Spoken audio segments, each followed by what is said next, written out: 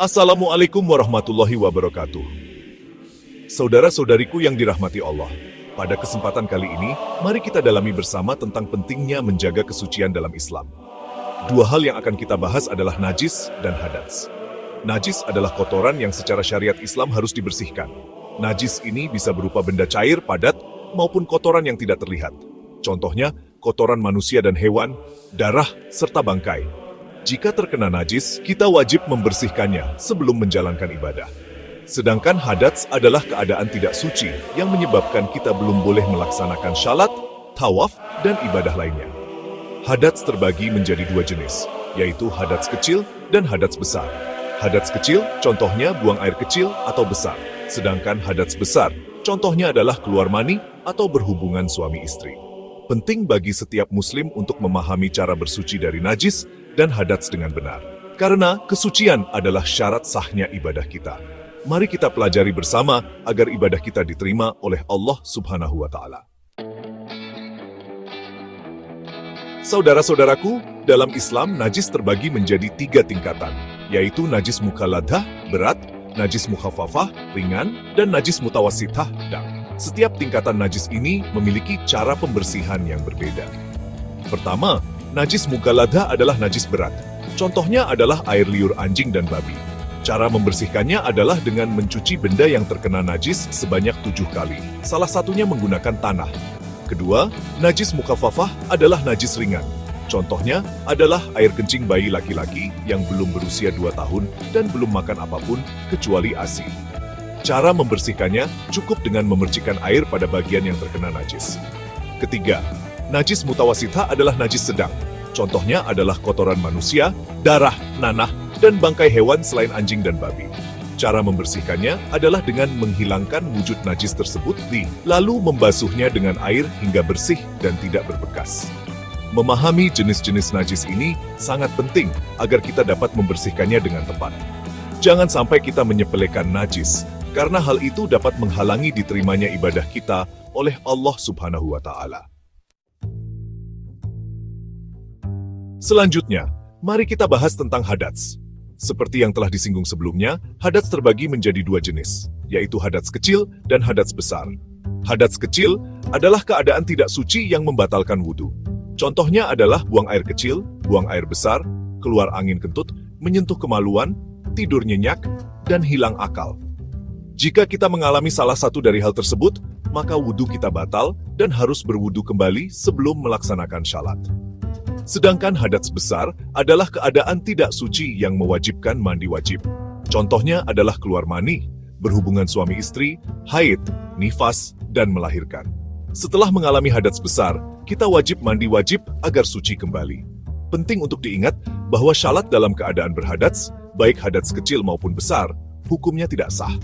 Oleh karena itu, pastikan kita selalu dalam keadaan suci sebelum melaksanakan syalat dan ibadah lainnya.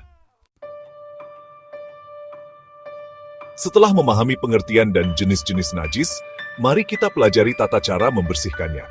Pertama, bersihkan terlebih dahulu wujud najis tersebut dari benda yang terkena. Misalnya, jika terkena kotoran manusia, bersihkan kotoran tersebut hingga tidak tersisa. Kedua, basuhlah bagian yang terkena najis dengan air yang mengalir hingga bersih. Pastikan tidak ada bau, warna, dan rasa yang tersisa dari najis tersebut. Jika najis tersebut termasuk najis mukhalladah, maka basuhlah sebanyak 7 kali. Salah satunya menggunakan tanah. Ketiga, jika najis tersebut mengenai pakaian, maka peraslah pakaian tersebut hingga airnya menetes. Lalu, basuhlah pakaian dengan air yang mengalir hingga bersih. Jika najis tersebut termasuk najis mukhalladah, maka cucilah pakaian tersebut dengan tanah. Ingatlah, membersihkan najis merupakan kewajiban bagi setiap muslim. Jangan sampai kita menyepelekan hal ini, karena kebersihan adalah sebagian dari iman. Berwudhu adalah salah satu cara bersuci dari hadats kecil. Berikut adalah tata cara berwudhu yang benar sesuai sunnah. Pertama, bacalah niat berwudhu. Niat ini diucapkan dalam hati saat membasuh wajah.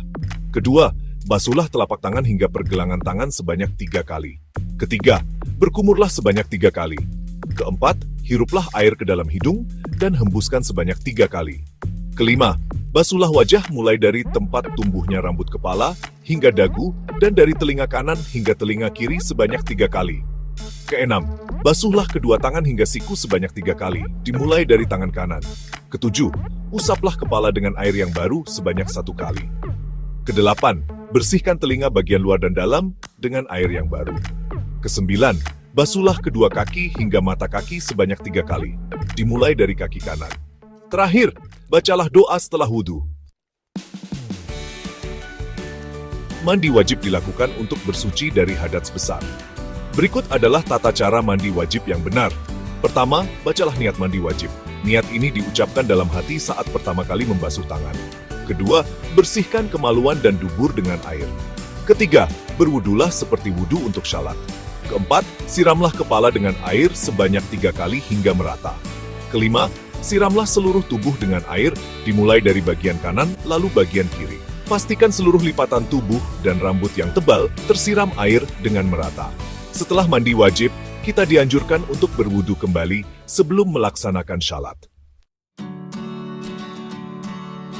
Allah Subhanahu wa Ta'ala berfirman dalam Al-Quran, Ya ayyuhalladzina amanu, idza qumtum ila salat, faghsilu wujuhakum wa aydiyakum ilal murafiq, wa amsahu biru'usikum, wa arjulakum ilal ka'bain. Artinya, hai orang-orang yang beriman, apabila kamu hendak mengerjakan syalat, maka basuhlah mukamu dan tanganmu sampai dengan siku, dan sapulah kepalamu, dan basuhlah kakimu sampai dengan kedua mata kaki. Rasulullah Shallallahu Alaihi Wasallam bersabda, "At-tuhuru syatrul iman." Artinya, kebersihan adalah sebagian dari iman. Menjaga kesucian dalam Islam memiliki banyak hikmah. Di antaranya, pertama, membersihkan diri dari najis dan hadats merupakan syarat sahnya ibadah.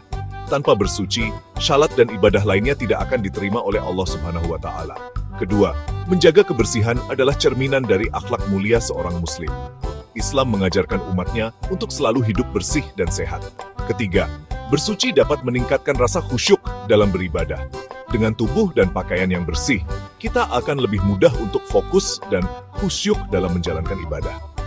Keempat, menjaga kebersihan dapat menghindarkan diri dari berbagai penyakit. Sebagaimana kita ketahui, banyak penyakit yang bersumber dari kotoran dan lingkungan yang tidak sehat. Saudara-saudariku, kesucian adalah kunci diterimanya ibadah kita oleh Allah Subhanahu wa Ta'ala. Oleh karena itu, marilah kita senantiasa menjaga kebersihan diri, pakaian, dan lingkungan sekitar agar kita dapat beribadah dengan khusyuk dan diterima oleh Allah Subhanahu wa Ta'ala. Semoga Allah Subhanahu wa Ta'ala memudahkan kita untuk selalu berada dalam keadaan suci dan menjadikan kita hamba-hamba yang senantiasa dekat dengannya. Wassalamualaikum warahmatullahi wabarakatuh.